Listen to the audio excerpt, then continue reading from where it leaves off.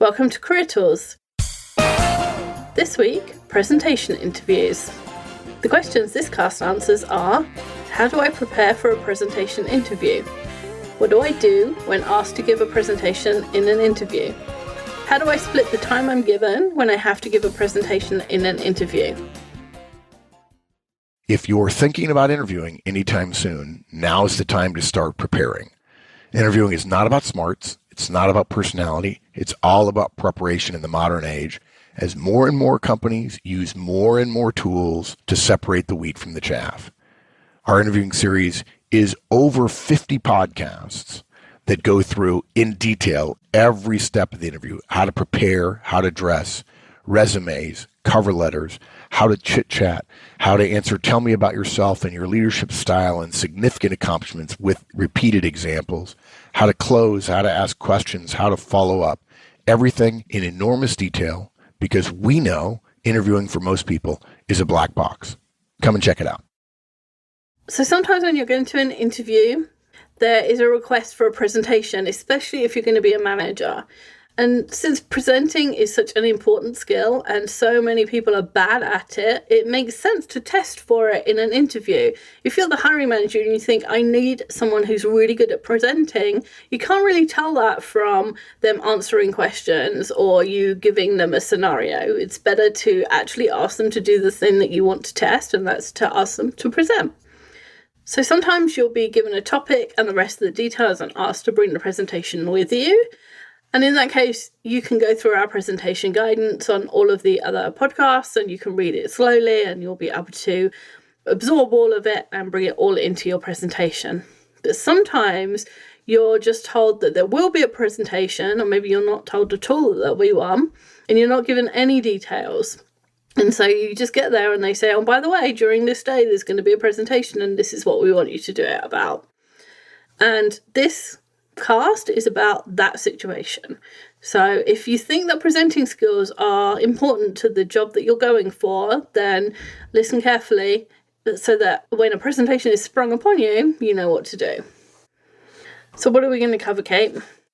We are going to talk about how when you're presented with this issue, if you're asked to give a presentation at the time, kind of right there on the spot, then we're going to talk about how you shouldn't be worried about the right answer, how you should ask questions to determine key points, key things that you need to know about your presentation, how many slides you should have given the amount of presentation time that you're allotted, and also how you should split the time that you have to prepare. So if you're given 30 minutes to prepare or an hour to prepare, we've got kind of the ratios of that timeline for you.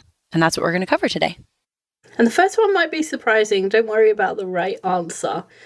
But it makes sense if you think about what the hiring manager is testing for. If they're testing for your presenting skills, having the right answer isn't the thing they're testing for.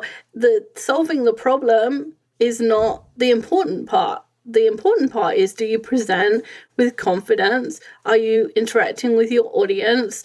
Are you able to take questions? It's all of the things that make you a good presenter, not whether or not you can solve a problem.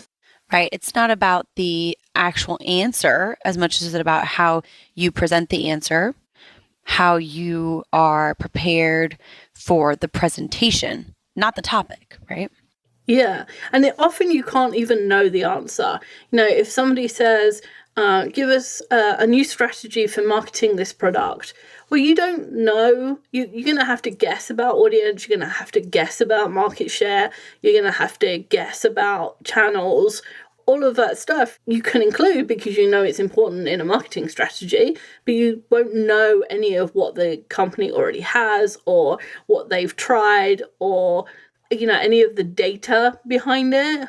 And so because you're guessing and you cannot not guess, then the answer becomes a lot less important than your presenting skill. Exactly. So every moment that you spend trying to answer the question is a moment that you're not creating slides or rehearsing. And you do need to allocate your time to the parts of the presentation that will have most impact. And that's the words you're saying and how you say them, not what you're talking about. Often too, it's important to focus on the fact that you are presenting. Sometimes when I present at our conferences, what I find is that people aren't actually looking for the exact right answer. They're looking for guidance. And so there's a difference between saying, I have the perfect answer and saying, here's some guidance. It's the start, right? It's the start of the path. And so that can be helpful too. And if you're able to focus on the fact that presenting that effectively is important, it's more effective for you to talk to the audience about your guidance. And you really are focusing on the fact that people get nervous when they're asked to present. Even if you are prepared, you're always nervous when you're presenting. And so there's a part of this that's really about the presentation and not the content, because focusing on your presentation skills, the confidence with you present, the speed of your voice, the way you use your voice when you're presenting, if you focus on those things, then you are really focusing on the thing that they are going to pay attention to. And so the answer is secondary. Yes. It's a bit like math problems where you have to show you're working and you get points for the working even if you don't get to the right answer. It's a bit like that because the working is the actual presenting, and the solution to the problem is whatever the solution to the problem is. And so you get points. All the points for this are in the working. You know, it's so funny you mentioned that. I was once asked in an interview to do math on a whiteboard in front of a number of people. And they said, here's the math problem. And I spoke the answer out loud to the group. And they said, oh no, you have to show your work. And so I was asked to use a whiteboard to show my work. And it was silly a little bit because it was fractions, and a fractal tree is not something that is especially interesting to look at. But you know, I'm surprised so often at the things that happen in interviews. There's so many things that go on that are just not what you would expect. For instance, in that same interview, in that same scenario, I was asked once to give a presentation. I had not been told in advance that I was going to be presenting. I actually came in and I sat down in front of the group, and I was surprised that there was a group, and we were at kind of just a conference table. And they said, okay, where's your flash drive, your thumb drive? And I was even more surprised. I said, I'm so sorry, I don't have one. What would be on it? And they said, well, your presentation. And I was in an interview. I thought, what presentation could I possibly have? And they said that their format was that candidates presented about themselves for a long time, for 30 minutes or an hour. This was 5 years ago now. So it was a long time. A 30-minute presentation is not trivial. No. And I had not been told in advance that this was the case. And so I didn't have any slides prepared. I had not prepared a presentation. Now, our first point is don't worry about the right answer. Thankfully, I knew a lot of things about myself. It is an easy topic to talk about usually. I technically had the right answer. But being asked to present for 30 minutes about yourself, it was nerve-wracking. It was shocking.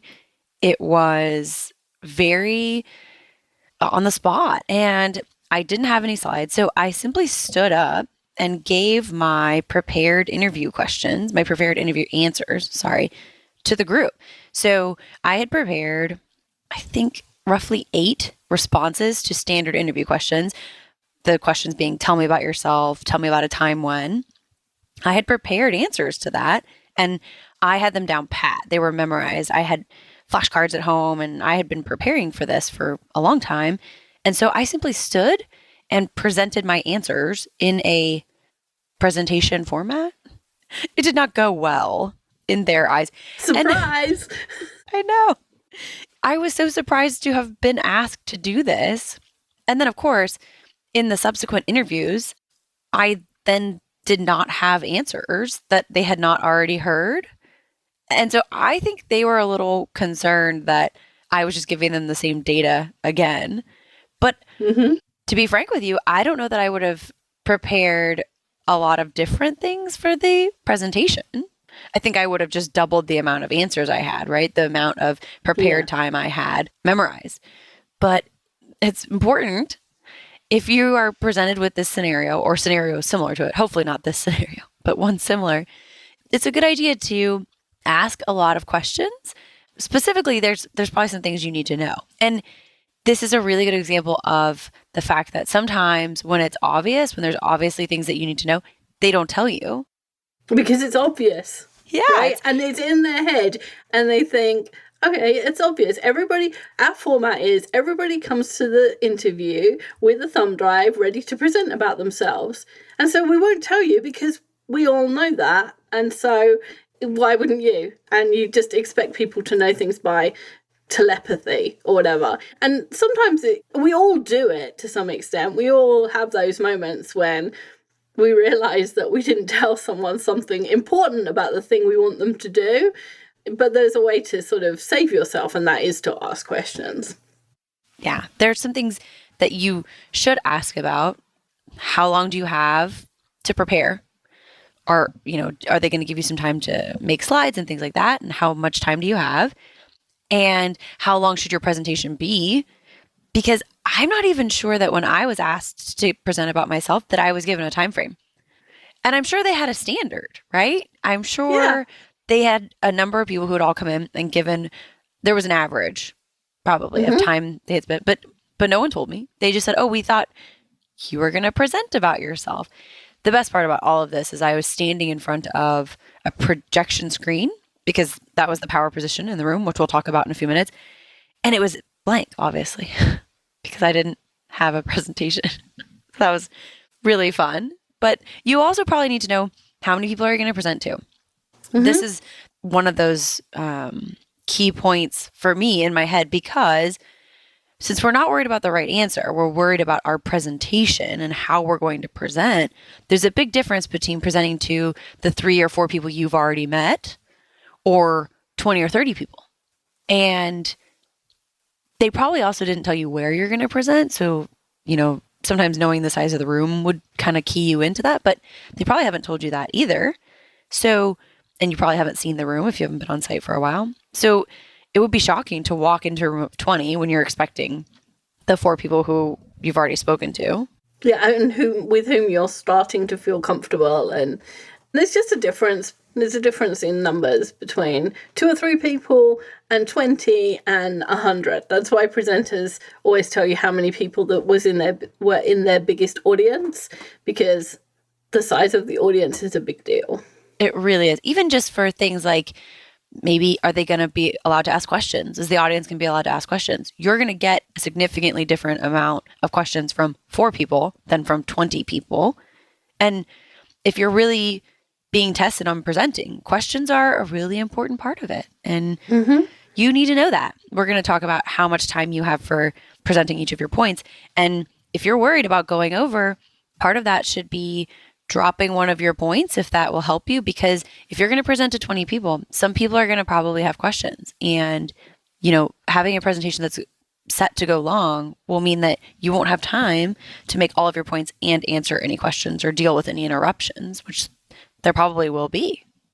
Yeah. I find the bigger the audience, the more long-winded the questions. Oh, yes. Weird, but true. It's funny. There's the company that I interviewed for, who asked me to present. It was an engineering firm. And one of my favorite things about engineers is that their fondest hope is that someone asks a question to which only they know the answer. And that long-winded question thing is it's a common engineering theme I've found. It's funny. Another really important thing that you should ask, because I'm sure it's one of those things that's totally clear to them, but not to you, is what's the purpose of the presentation? Is it persuasive? Are you giving a briefing? Are you making a recommendation? Is it just informational? These are all things that affect the way you're going to present, how you're going to connect with your audience, what you're going to say, how long you should be talking. I mean, these are all things that change your body language, the speed at which you speak, the slide content, to be honest with you. If you don't know all these points, and to be frank, there's some things that they'll probably forget to tell you, it can be really hard for you to be effective at preparing, let alone presenting. Yeah. We used to do this for communications.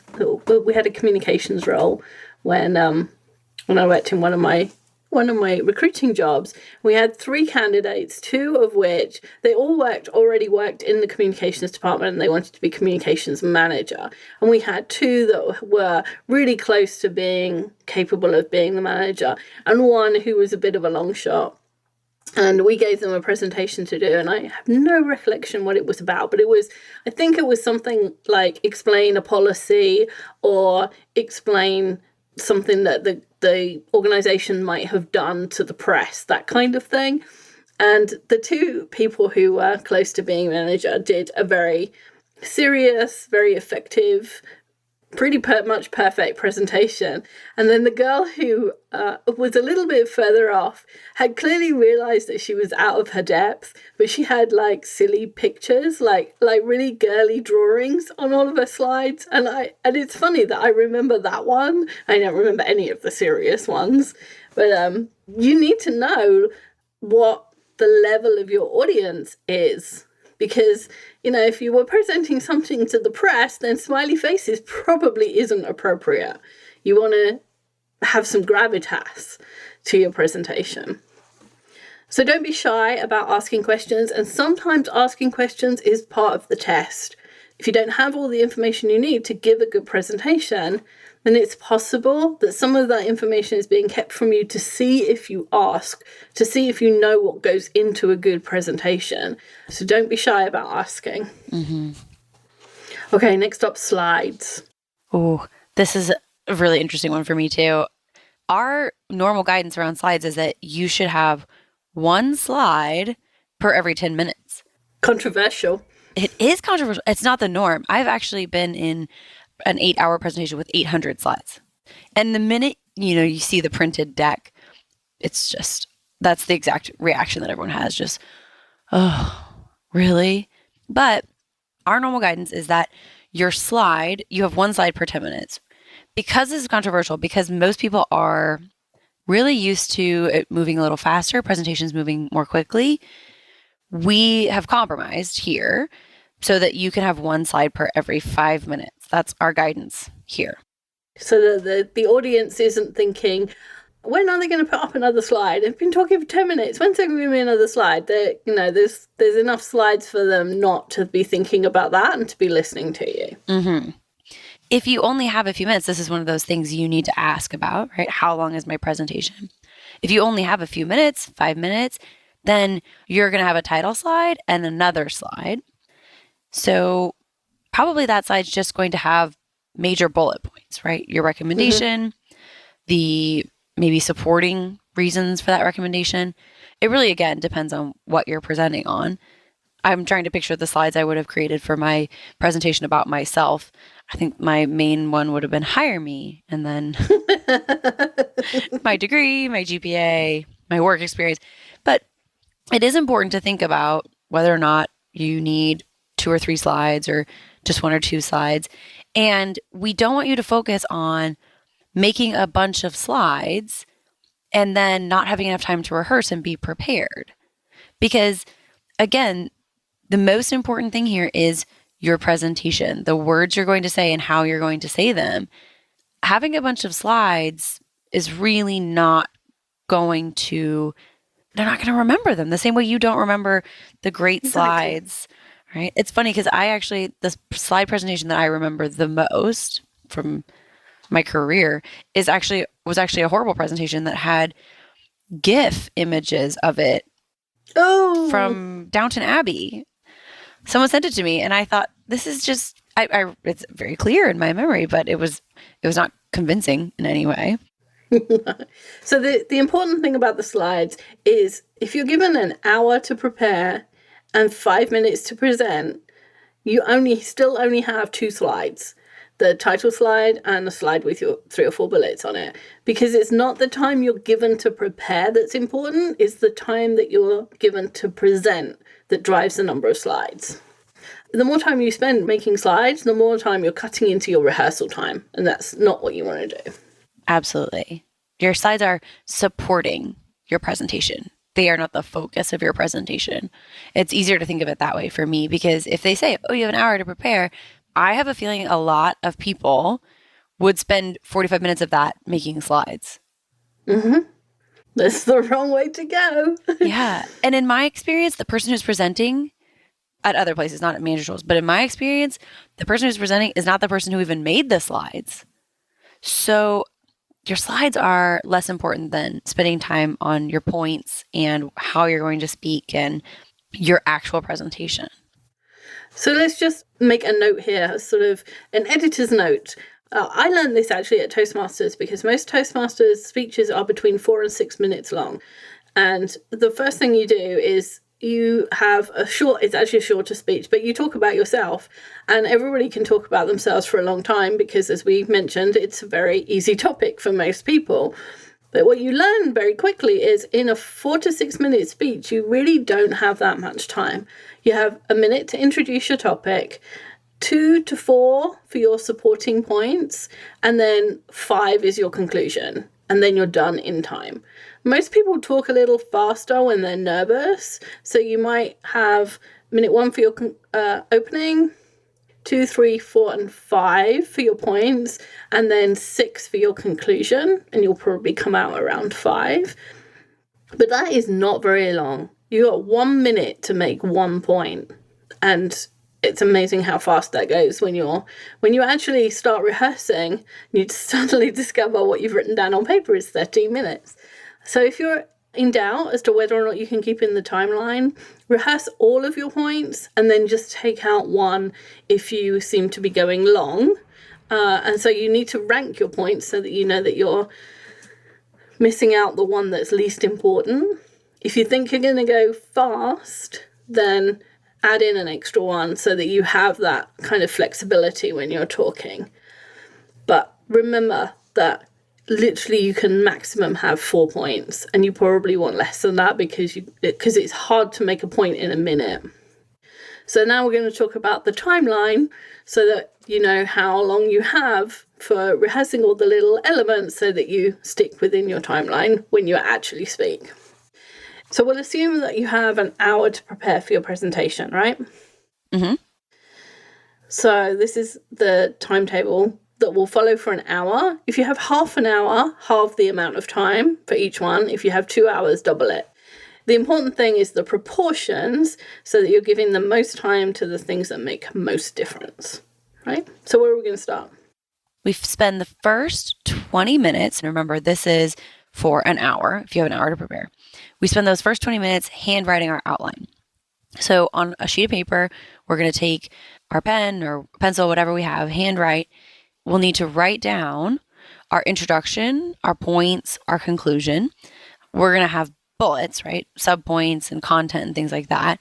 Part of the reason it's important to write things down is it helps your retention. So we're going to write out our outline for the first 20 minutes.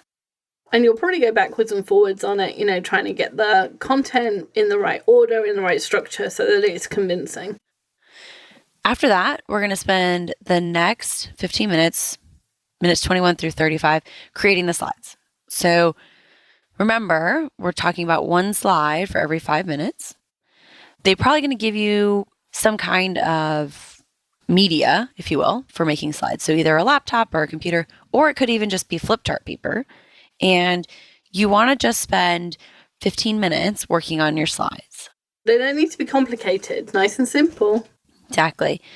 And again, don't expand this ratio. So it's just 15 minutes. It should only be a small portion. It's a small portion of the time, because the most important thing is the next part. It's rehearsing. So we're going to rehearse for the remaining time in our hour, our presentation. I cannot stress enough how different it is to say things out loud. And I do this all the time. I mean, I present 2 or 3 weeks out of the month. And if you're thinking something, it sounds great in your head, but the person you're talking to is you. And it sounds so different when you actually say it out loud. And it takes longer, usually. And even if you're talking quickly because you're nervous, it takes longer. It doesn't flow. It's awkward. In your head, it sounds so elegant. And then you say it out loud, and you're not sure if it's helpful. So you really do want to speak your points, your presentation out loud. And if you don't believe us, find the nearest book or document or whatever you have handy that has words on it and try and read out loud. You'll just find that saying even one sentence out loud is way different to reading it in your head or saying it in your own head. It really is. I was just talking to a friend and he and his wife read books to each other. I thought that was really interesting that they do that. And all I could think is, man, it must take them so much longer to get through books than me. Yes. It's got to be double the amount of time, maybe triple the amount of time to get through a book if you're saying it out loud. And you kind of stumble, in my experience. You kind of stumble over the words. The stress, I guess stress makes it sound scary, but the emphasis isn't on the right part of the sentence. There's things like that. So you're going to want to find the space to say these things out loud. If you're in the room with another person, you probably want to let them know that you're going to start giving your presentation out loud.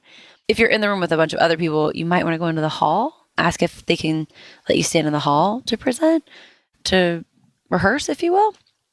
It sounds so different when you say things out loud.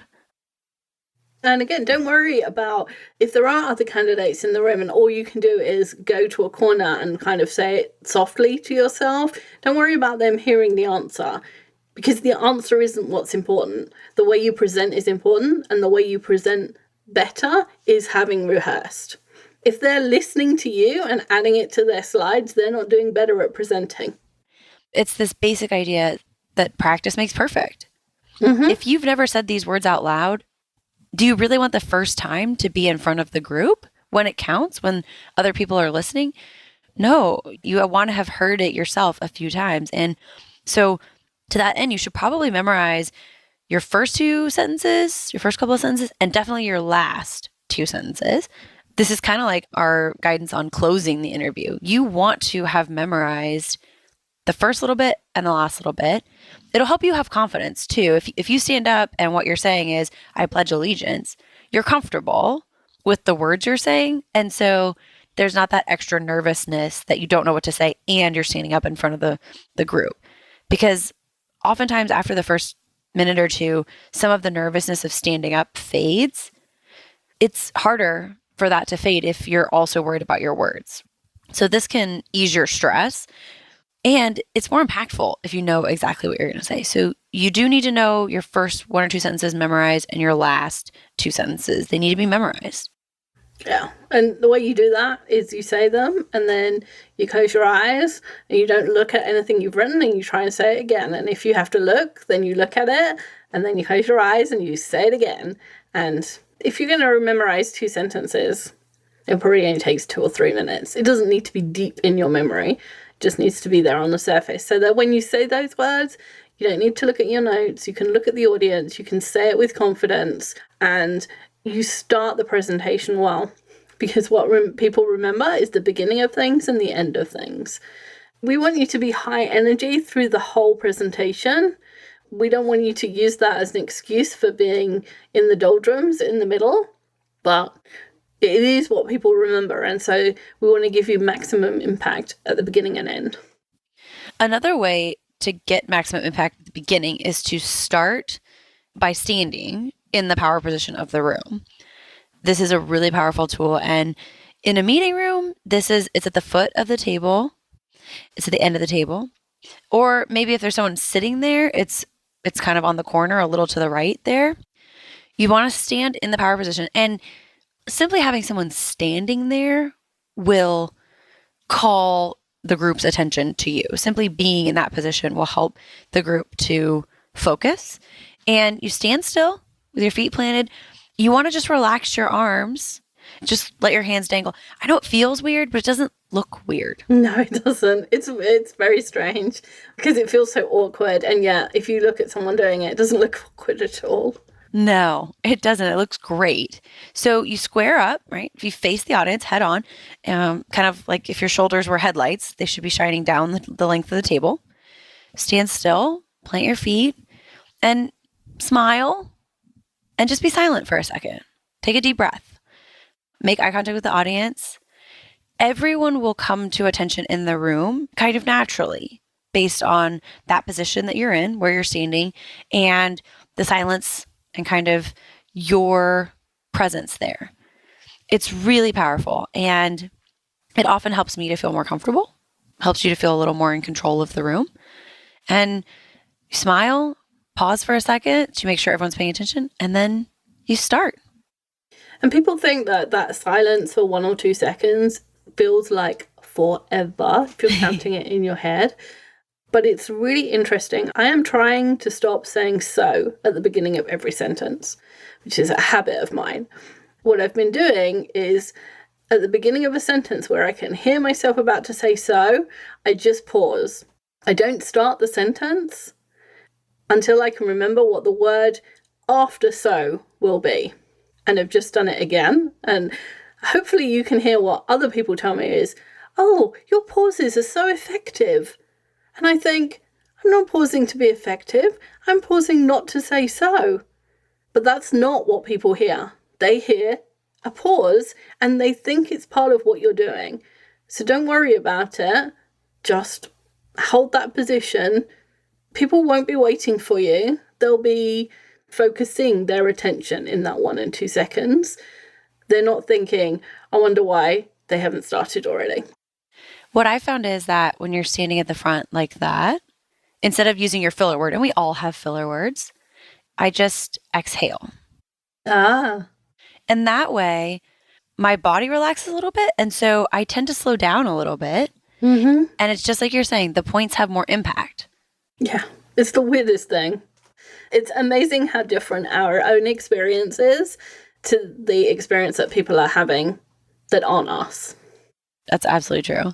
And then you get started and you give an amazing presentation and you get a super new job. Yay. And if this is the first time you've heard any of our presentation guidance, there is lots and lots of presentation guidance on the website, lots of podcasts that we've done in the past. This is very specific to being given a presentation to do in an interview. And there's a lot of different techniques that you can also include to make your presentations better that are included in other podcasts. So sum us up, Kate. Our topic today covers how to present when you're being asked to present in an interview with short notice. And we just want you guys to pay attention to your presentation skills, because presentation skills are stressful for a lot of us. And when it's in an interview, it's even more stressful. It's even more scary. The stakes are higher. And so these guidelines that we've talked about, don't worry about the right answer, ask questions, 1 slide every 5 minutes, and then our sample prep timeline will help you to do your best and focus on what's most important for your interview and showing the people who are interviewing you your best side and presentation skills. And that's it. Perfect. Thanks, Kate. Thanks, Mindy. Bye, everyone. That's all for this week. We'll see you here next week for another topic. If you enjoyed this podcast and you want the how-tos of management wherever you are, check out the free Manager Tools mobile app. It's available on both iOS and Android devices. Go to the Apple Store or the Google Play Store and download the Manager Tools app. Just search for Manager Tools in the respective store, or go to the Manager Tools website, www.manager-tools.com, and you'll find the links on the bottom of the homepage. Once you've installed the Manager Tools app, you'll have access to all the Manager Tools and Career Tools shows anytime, anywhere you want. With easy searching of podcasts by category, using the map of the universe, or using built-in search functions, it couldn't be easier. Additionally, if you're Manager Tools personal licensee, you'll have easy access to all the show notes right from the app whenever you want. Go to the App Store and download the Manager Tools mobile app. You'll be happy you did.